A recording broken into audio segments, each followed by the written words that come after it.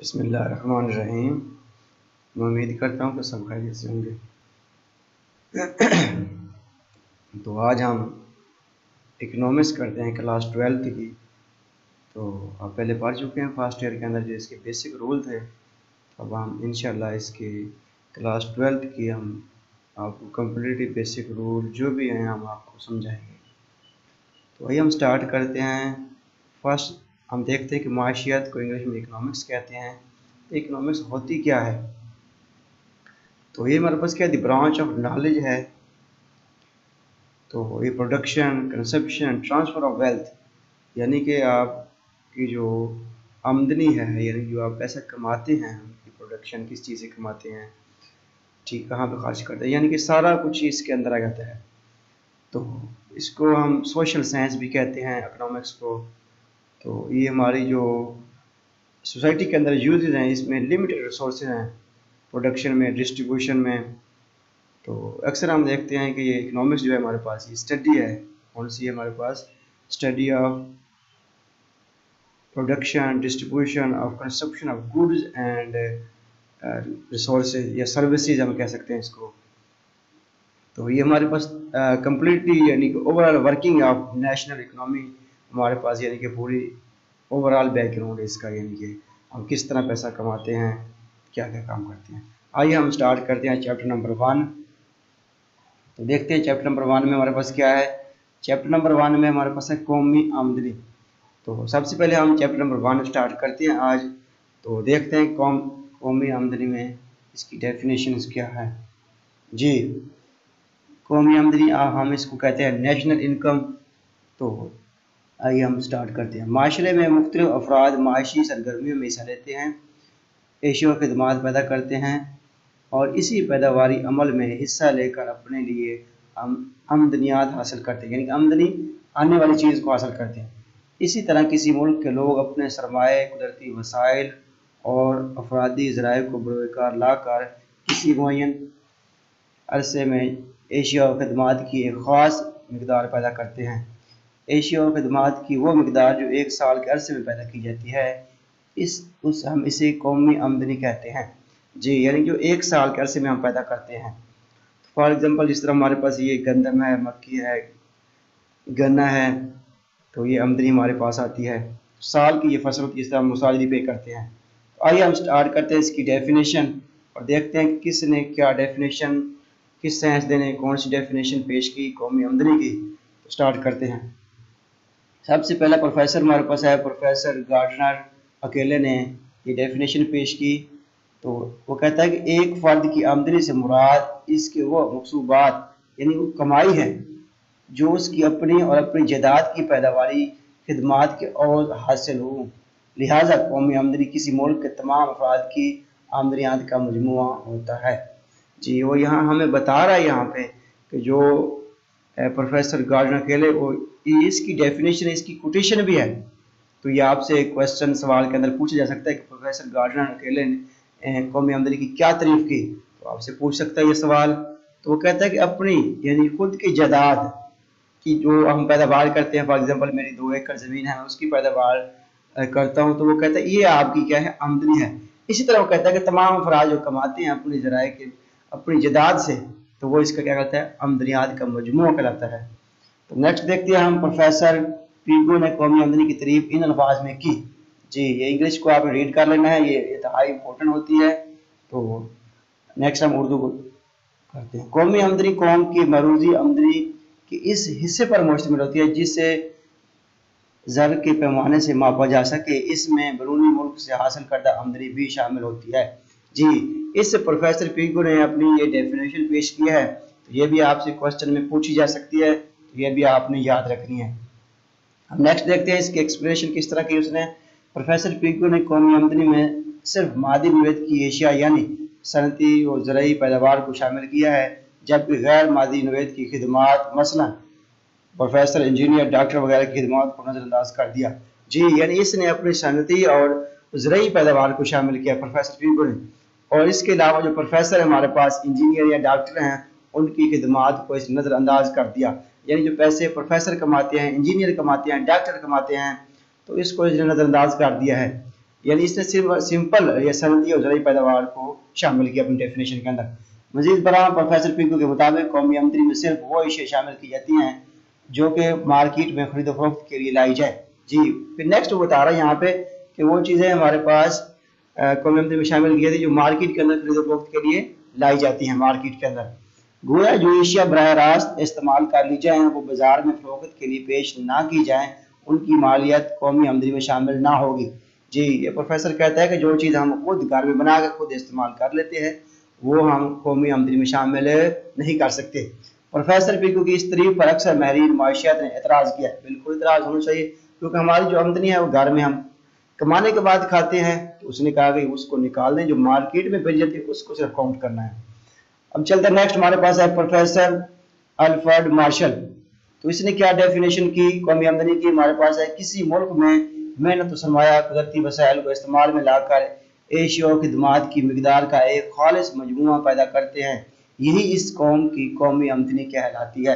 जी इसने कहा कुदरती वसाइल को इस्तेमाल करते हुए, तो उसने यानी कि प्रोफेसर अल्फ्रेड मार्शल ने ये डेफिनेशन पेश की, तो ये भी आपने याद रखनी है।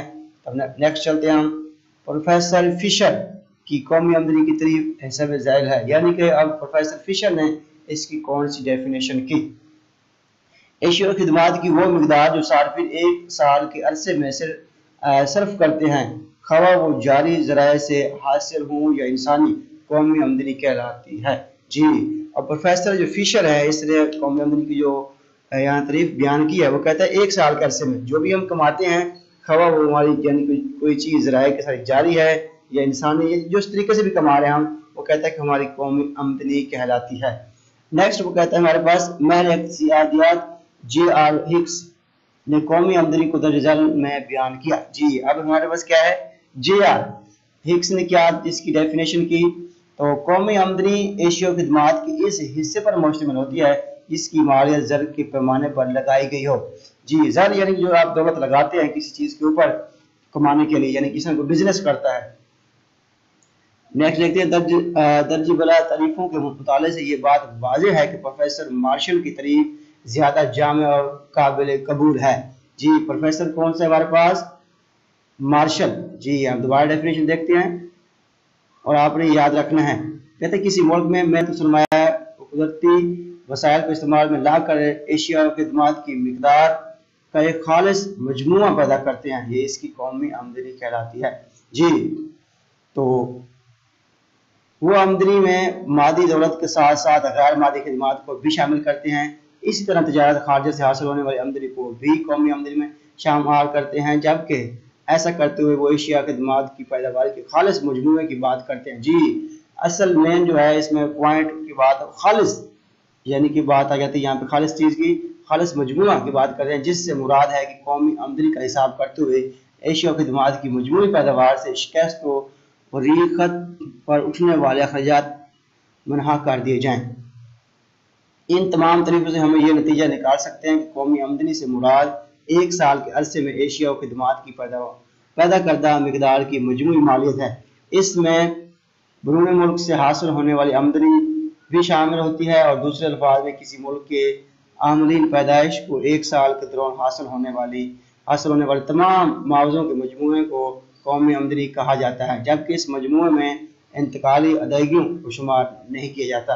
जी तो यहाँ पे उसने कहा कि यहाँ पे ट्रांसफ़र पेमेंट को यहाँ पे हम नहीं करते, यानी किसी की तरफ ट्रांसफ़र पेमेंट कर दी या किसी ने ट्रांसफ़र आपको पेमेंट की पैसे दिए आपको कारोबार करने के लिए, तो उसको हम यहाँ पे काउंट नहीं करते।